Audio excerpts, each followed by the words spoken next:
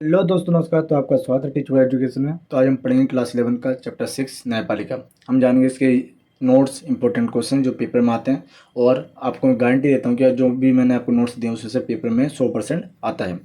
तो चलिए, अगर आप चैनल पर नए हैं तो चैनल को सब्सक्राइब कीजिए और अपने दोस्तों में भी शेयर कीजिए ताकि उनकी भी हेल्प हो सके। तो चलिए पढ़ते हैं इसके बारे में। सबसे पहले पढ़ेंगे न्यायपालिका है क्या। जैसे कि हम जानते हैं कि भाई सरकार के 3 अंग होते हैं। बाकी चैप्टर्स में मैंने आपको बताया विधायिका वाले में और कार्यपालिका वाले में। तो इसी तरह इसमें बताऊंगा कि न्यायपालिका भी क्या है, सरकार के 3 अंगों में से एक अंग है। ठीक है। न्यायपालिका सरकार का तीसरा और अत्यंत महत्वपूर्ण अंग है। ये एक न्याय करने वाली संस्था है जिसमें न्यायाधीश यानी जज बिना किसी भय और दबाव या भेदभाव का न्याय प्रदान करता है। मतलब न्यायपालिका का एक ऐसी संस्था है जो न्याय करती है, और ये सरकार के सबसे महत्वपूर्ण अंगों में से एक है। ठीक है। अब आगे है कि स्वतंत्र न्यायपालिका क्या अर्थ है। भाई हमें पता है कि भारत के अंदर स्वतंत्र न्यायपालिका है। ठीक है। स्वतंत्र न्यायपालिका का कार्य है कि वह पूर्णतः स्वतंत्र है और कार्यपालिका या फिर विधायिका इसमें हस्तक्षेप ना करे। मतलब स्वतंत्र न्यायपालिका से अर्थ यह है कि वह उसके कार्य में जो अन्य दो सरकार के अंग है, कार्यपालिका और विधायिका, उसके कार्य में कोई हस्तक्षेप ना करें। ठीक है। निष्पक्षता यानी न्यायाधीश बिना किसी डर या पक्षपात के अपना कार्य कर सके, इसी का अर्थ होता है स्वतंत्र न्यायपालिका। मतलब किसी नेता या किसी भी व्यक्ति के दबाव में आकर कार्य ना करे। ठीक है। आगे क्वेश्चन नंबर 3 कि न्यायपालिका की स्थापना का प्रभाव किस अधिनियम में है और इसकी स्थापना कब की गई।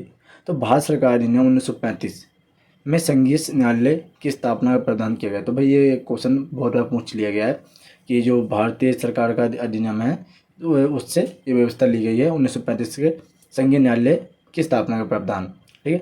1 अक्टूबर 1937 को भारत में संघीय न्यायालय की स्थापना हुई। बाद में स्वतंत्र यानी आज़ादी के बाद 1950 में सर्वोच्च न्यायालय की स्थापना की गई, सुप्रीम कोर्ट की। ठीक है। आगे बढ़ते हैं। भाई न्यायपालिका संरचना के बारे में बात करते हैं, भारत के अंदर कैसी है। भाई सर्वोच्च न्यायालय, भारत का सर्वोच्च न्यायालय न्यायिक निकाय है। फिर आता है उच्च न्यायालय, यानी प्रत्येक राज्य या क्षेत्र में एक हाई कोर्ट होता है। फिर आता है जिला न्यायालय, जो हर जिले के स्तर पर एक न्यायालय या फिर अदालत होती है।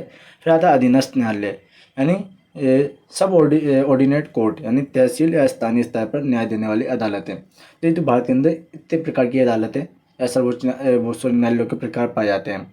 अब आप हर किसी के बारे में जानेंगे नीचे। सबसे पहले आता है हमारा सुप्रीम कोर्ट, यानी कि सर्वोच्च न्यायालय। भाई इसका गठन कब हुआ। भाई सर्वोच्च न्यायालय गठन अनुच्छेद 124 एक के तहत सर्वोच्च न्यायालय की स्थापना का प्रावधान है। तो भाई ये 1 नंबर क्वेश्चन जो आपको मल्टीपल चॉइस क्वेश्चन आता है उसमें पूछ सकते हैं। ठीक है। वैसे मल्टीपल चॉइस की वीडियो डलेंगी हर चैप्टर्स की, फिर भी आप इसको माइंड में सेट करना चैप्टर के पढ़ते पढ़ते कि इसका गठन 26 जनवरी 1950 को हुआ। सुप्रीम कोर्ट का गठन कब हुआ, 26 जनवरी 1950 को हुआ। अब सर्वोच्च न्यायालय के न्यायाधीशों की संख्या कितनी है। भाई मूल संविधान के अनुसार एक मुख्य न्यायाधीश और 7 अन्य न्यायाधीश होते हैं। मतलब एक तो मेन होता है और बाकी 7 अन्य न्यायाधीश होते हैं। कुल मिला के 8 होते हैं। और वर्तमान में 2023 में संशोधन के बाद न्यायाधीशों की संख्या 34, यानी एक मुख्य न्यायाधीश और बाकी 33 अन्य न्यायाधीश की संख्या होती है सुप्रीम कोर्ट के अंदर। ठीक है। और अगला है कि न्यायाधीशों की संख्या, क्षेत्र अधिकार, वेतन वे अधिकार तय करने का अधिकार किसके पास है। भाई ये सारे अधिकार संसद के पास होते हैं। क्वेश्चन नंबर 8 आपका कि न्यायाधीशों की नियुक्ति की प्रक्रिया क्या। भाई न्यायाधीश यानी जज है, किस तरीके से नियुक्त किए जाते हैं। अगर हम मुख्य न्यायाधीश की बात करें सीजीआई की, तो भाई परंपरा में सबसे वरिष्ठ मतलब जो सबसे पुराना न्यायाधीश को भारत का मुख्य न्यायाधीश नियुक्त किया जाता है। और नियुक्ति करने वाला कौन होता है, भारत का राष्ट्रपति ही करता है। वही अन्य न्यायाधीश की बात करें कि राष्ट्रपति नियुक्त करते हैं। बाकी जितने भी न्यायाधीश हैं सुप्रीम कोर्ट के अलावा, सुप्रीम कोर्ट के जो मुख्य न्यायाधीश को छोड़ के बाकी हैं, तो उसकी नियुक्ति राष्ट्रपति करता है। वह प्रक्रिया क्या, राष्ट्रपति भारत के मुख्य न्यायाधीश यानी सीजीआई और अन्य वरिष्ठ न्यायाधीशों की सलाह से नियुक्त किया जाता है। ठीक है। इसमें मंत्रिमंडल, राज्यपाल और मुख्यमंत्री भी परामर्श में शामिल होते हैं, वो भी सलाह देते हैं। और इस प्रणाली को कॉलेजियम प्रणाली कहा जाता है। तो इस तरीके से भाई न्यायाधीशों की नियुक्ति की जाती है राष्ट्रपति द्वारा। ठीक है। अब आगे पढ़ते हैं कि भाई न्यायपालिका की स्वतंत्रता बनाए रखने के उपाय क्या है। हम क्या करें ऐसे इससे न्यायपालिका स्वतंत्र रहे। भाई न्यायाधीश को केवल महाभियोग द्वारा हटाया जा सकता है। ठीक। महाभियोग की एक प्रक्रिया है जिससे न्यायाधीश को हटाया जा सकता है, जो कि बहुत मुश्किल होती है। ठीक है। भाई उनका वेतन और भत्ते संसद द्वारा निश्चित किए जाते हैं और इन्हें उनकी स्वतंत्रता बनाए रखने के लिए सुरक्षित रखा जाता है। भाई जो न्यायाधीश है उनके जो वेतन है, जो उसके भत्ते हैं, वो संसद द्वारा निश्चित किए जाते हैं। ठीक है। और इनकी स्वतंत्रता बनाए रखने के लिए सुरक्षा सुरक्षित रखा गया है। ठीक है, तो इस तरीके से हम न्यायपालिका को स्वतंत्र रख सकते हैं। 2 पॉइंट सिंपल से आसान से। ठीक है, आगे क्या है भाई, सर्वोच्च न्यायालय के न्यायाधीश को कैसे हटाया जा सकता है। जो सर्वोच्च न्यायालय है, सुप्रीम कोर्ट का जो न्यायाधीश होता है, जज होता है, उसको कैसे हटा सकते हैं भाई। कुछ नियम है। एक तो महाभियोग द्वारा, दूसरा अयोग्यता आरोप लगा करके, भाई वो ये उसके योग्य ही नहीं है, गलत पद पर बैठा है, और विशेष बहुमत के प्रस्ताव को पारित करके, दोनों सदन पारित करके, और दोनों सदनों में विशेष बहुमत पारित हो जाता है तो जज को हटाया जा सकता है सुप्रीम कोर्ट के, और दोनों सदनों के बहुमत के बाद ही जज को हटाया जा सकता है। तो ये कुछ 3 तरीके हैं कि जिसके जरिए हम सर्वोच्च न्यायालय के जज को हटा सकते हैं। ठीक है, आगे बढ़ते हैं कि सर्वोच्च न्यायालय की संरचना और योग्यता और वेतन को बताओ। तो अगर सर्वोच्च न्यायालय की संरचना की बात करें तो संविधान के अनुसार भारत में एक सर्वोच्च न्यायालय की व्यवस्था की गई है। जो सबसे ऊपर है वो एक ही है, ठीक है, सुप्रीम कोर्ट। यह भारत का सबसे बड़ा न्यायालय है। ठीक है, और शेष सभी न्यायालय इसके अधीन है, और इसके द्वारा किया गया निर्णय सर्वमान्य होता है, और सभी को इसका निर्णय मान्य होता है। मतलब जितने नीचे वाले कोर्ट हैं, अगर इसने कोई निर्णय दे दिया तो वो सबको मान्य होंगे। और संविधान द्वारा इस न्यायालय के न्यायाधीशों की संख्या 8 निश्चित की गई, जैसे हमने ऊपर पढ़ा, जिसमें से एक मुख्य न्यायाधीश होता है, और आवश्यकता पड़ने पर इसकी संख्या बढ़ाई जा सकती है। ठीक है, अगर जरूरत पड़ती है तो इसकी संख्या भी बढ़ाई जा सकती है। वर्तमान में 2023 के संशोधन के द्वारा एक मुख्य न्यायाधीश और 33 अन्य न्यायाधीश की संख्या हो गई है। ठीक है, अगर 8 नंबर में 6 नंबर का क्वेश्चन आता है तो आप इन पॉइंटों को लिख दो, आपको फुल मार्क्स मिल जाएंगे। आगे है सर्वोच्च न्यायालय के न्यायाधीशों का कार्यकाल कितना होता है भाई, कितने साल तक न्यायाधीश रह सकता है अपने पद पर। भाई सर्वोच्च न्यायालय के न्यायाधीशों का कार्यकाल 65 वर्ष का होता है। इससे पहले वह त्याग पत्र देकर हट भी सकता है अगर उसकी मर्जी हो तो। आगे सर्वोच्च न्यायालय के न्यायाधीशों की योग्यता क्या है। वह जो सर्वोच्च न्यायालय के न्यायाधीश की योग्यता है कि वह भारत का नागरिक होना चाहिए, और किसी उच्च न्यायालय में कम से कम 5 वर्ष न्यायाधीश रह चुका हो, मतलब 5 वर्ष वकालत मतलब जजमेंट कर चुका हो, जज के पद पर रह चुका हो, या किसी उच्च न्यायालय में कम से कम 10 वर्ष के अधिवक्ता यानी वकील रह चुका हो, या फिर उसके पास 10 साल का एक्सपीरियंस हो वकालत का, और या राष्ट्रपति के मत पर वह कानून का गहरा जानकार हो। मतलब राष्ट्रपति की नज़र में ऐसा व्यक्ति होना चाहिए, ऐसा वकील होना चाहिए जो बहुत ज़्यादा जानकारी रखता है। ठीक है, तो ये तो योग्यता थी। आगे बढ़ते हैं, वेतन यानी सैलरी कितनी होती है भाई।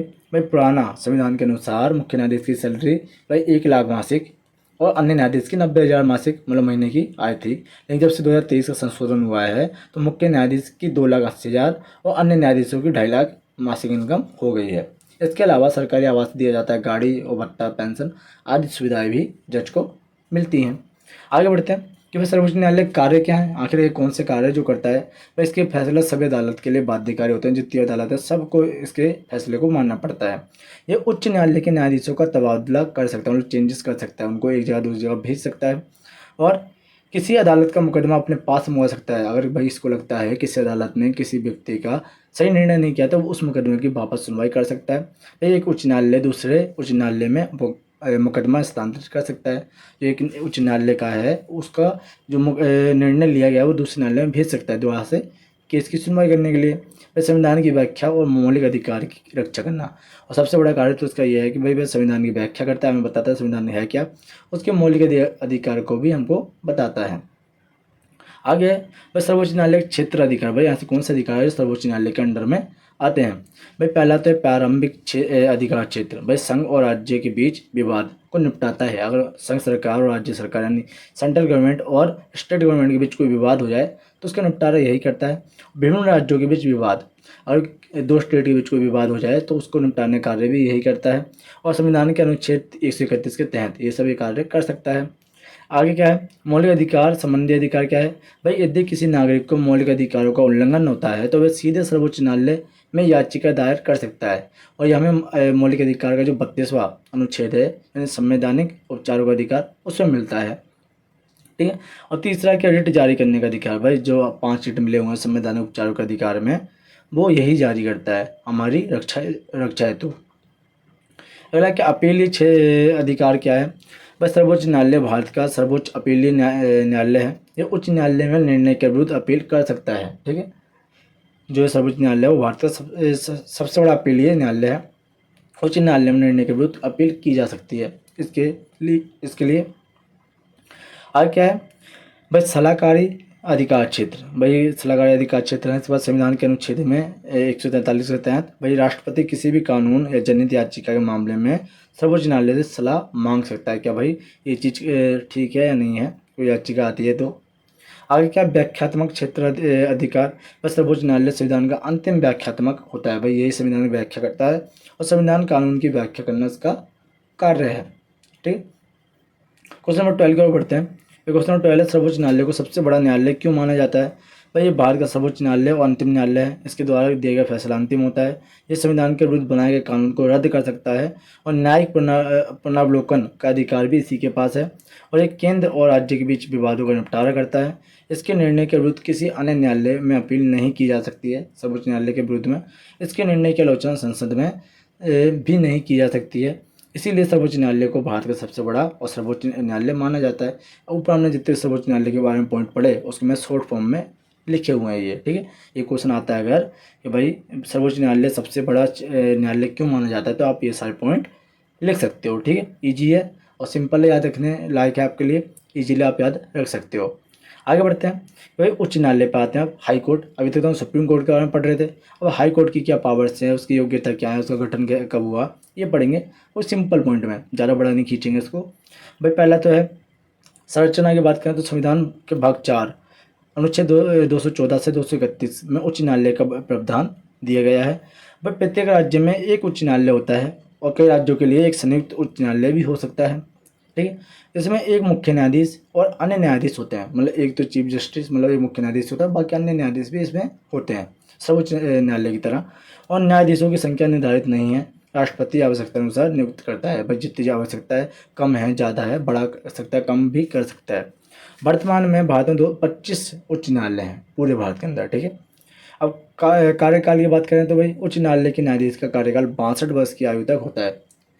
ठीक है, और उसका के सर्वोच्च न्यायालय का 65 वर्ष तक की आयु का था और वे त्याग पत्र देकर पहले भी हट सकते हैं, उन्हें केवल महाभियोग जैसी प्रक्रिया से ही हटाया जा सकता है। अब भाई योग्यता की बात करें, भाई योग्यता क्या है, भाई भारत का नागरिक होना चाहिए, कम से कम 10 वर्ष तक किसी न्यायालय में वकालत कर चुका हो व्यक्ति, तो वो हाई कोर्ट का न्यायालय बन सकता है। अब भाई किसी न्यायालय में 10 वर्ष तक न्यायाधीश रह चुका हो, दो में से कोई एक चीज़ पूरी होनी चाहिए।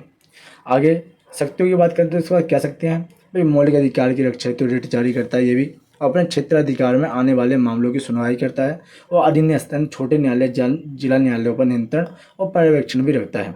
यदि संविधान या कानून उल्लंघन हो तो न्यायिक पुनरावलोकन करना भी इसी का कार्य है और राज्य के भीतर नागरिक, आपराधिक और संवैधानिक मामलों की सुनवाई करता है। ये इसकी पावर्स हैं। ठीक है, आगे बढ़ते हैं कि अब जिला अदालत के कार्य की बात करेंगे। जिला अदालत क्या करता है, तो भाई जिले में दायर मुकदमे की सुनवाई करती है और निचली अदालत के फैसले पर की गई अपील की सुनवाई भी करती है और गंभीर किस्म के आपराधिक मामलों पर फैसला देती है ये। ठीक है, जो ये लड़ाई झगड़े हो गए या फिर खून खराब हो गया उसके ऊपर। दीवानी और फौजदारी दोनों प्रकार के मुकदमे की सुनवाई करती है जिला न्यायालय। भाई दीवानी और फौजदारी अलग अलग, फौजदारी में क्रिमिनल मतलब जिससे खून खराबे वाले चीज़ें आती हैं और दीवानी में लाइक तलाक जैसी या फिर ज़मीन से जुड़ी शिकायतें दर्ज होती हैं। पर जिले के अंतर्गत सभी निचली अदालत पर निगरानी और नियंत्रण भी यही रखता है। तो ये तो इसकी पावर्स थी। आगे बढ़ते क्वेश्चन नंबर 15 की ओर कि भारत में अधीनस्थ न्यायालयों के प्रकार कहते हैं। भाई अधीनस्थ न्यायालय अलग अलग तरीके के होते हैं। भाई दीवानी न्यायालय यानी दीवानी मुकदमे की सुनवाई करते हैं, फौजदारी न्यायालय यानी आपराधिक मामलों की सुनवाई करते हैं और राजस्व न्यायालय यानी भूमि, कर और राजस्व से संबंधित मामले को देखते हैं और पारिवारिक न्यायालय विवाह, तलाक, भरण पोषण और पारिवारिक विवाद का निर्णय यही करते हैं। तो आगे बढ़ते हैं, जनहित याचिका क्या है। अब भाई हमने इतनी बार पढ़ा जनहित याचिका डाल सकते हैं स्टार्टिंग में ही। तो जनहित याचिका क्या है, जनहित याचिका से जुड़े मामलों में कोई भी नागरिक अदालत का दरवाजा खटखटा सकता है। जन मतलब लोग, याचिका मतलब उनके द्वारा शिकायतें दायर करना। ये तब दायर की जाती हैं जब किसी के मौलिक अधिकारों का उल्लंघन हो या समाज के व्यापक हित से जुड़े मामला हो। भाई भारत में इसकी शुरुआत 1979 में हुई एक जनहित याचिका की और भाई जो मिड डे मील मिलता है वो इसी याचिका के कारण मिल पा रहा है। ठीक, PIL डाली थी तब जाके भाई दोपहर का भोजन की शुरुआत हुई तमिलनाडु से, फिर पूरे भारत में लागू हुई थी। आगे बढ़ते हैं, भारत में सर्वोच्च न्यायालय कहाँ स्थित है। भाई नई दिल्ली में सर्वोच्च न्यायालय स्थित है। अगला है कि न्यायिक पुनरावलोकन से आप क्या समझते हैं या फिर क्या है, इससे बड़ा इससे एक क्वेश्चन आता ही है। कई बार पूछ लेते हैं। भाई भारतीय सर्वोच्च न्यायालय उच्च न्यायालय ये देख सकते हैं कि कोई कानून संविधान के अनुरूप है या नहीं है। जो कोई कानून बनाया गया है वो संविधान के अनुसार है या फिर नहीं है। यदि कोई कानून संविधान के विरुद्ध है तो न्यायालय उसे असंवैधानिक घोषित कर सकता है उस कानून को। तो यह है न्यायिक पुनरावलोकन, मतलब कानून की गड़बड़ी को चेक करना। आगे क्या भाई, न्यायपालिका और संसद के बीच विवाद के कारण क्या है। भाई न्यायपालिका और संसद है, आगे कौन से कारण जिसके कारण इनके बीच विवाद होता है। एक तो भाई संपत्ति के अधिकार से जुड़े मामले। भाई जो 42वां 44वां संशोधन हुआ था संपत्ति के अधिकार से जुड़ा, पहले संपत्ति का अधिकार एक मौलिक अधिकार था जिसको बाद में हटा दिया गया। ठीक है। अब भाई आरक्षण संबंधी कानून, भाई जितने आरक्षण दिए जाते हैं किसी भी चीज़, जैसे S24 को दिया गया है उस मामलों को लेकर। भाई संविधान संशोधन भाई 24वां 25वां 42वां को लेकर टकराव हुए हैं संसद के बीच, क्योंकि संसद कानून बनाने वाली संस्था है जिसमें रोक लगा सकती है न्यायपालिका। ठीक है। भाई न्यायपालिका ने कई बार संसद द्वारा बनाए गए कानून को असंवैधानिक घोषित किया है जिससे विवाद उत्पन्न हुआ है। तो देखो ये उसके कारण थे भाई, ये न्यायपालिका और संसद के बीच टकराव के। तो आपका ईजिली ये सिंपल पॉइंट्स में ये आपको चैप्टर समझ में आ गया होगा। ठीक है। तो अगर आपको वीडियो अच्छी लगती है, कुछ समझ में आया है, तो वीडियो को लाइक करें और अपने दोस्तों में प्लीज़ शेयर कीजिए और सब्सक्राइब करना बिल्कुल मत भूलें। ठीक है। तो मिलते हैं आपको नेक्स्ट वीडियो में। Thank you.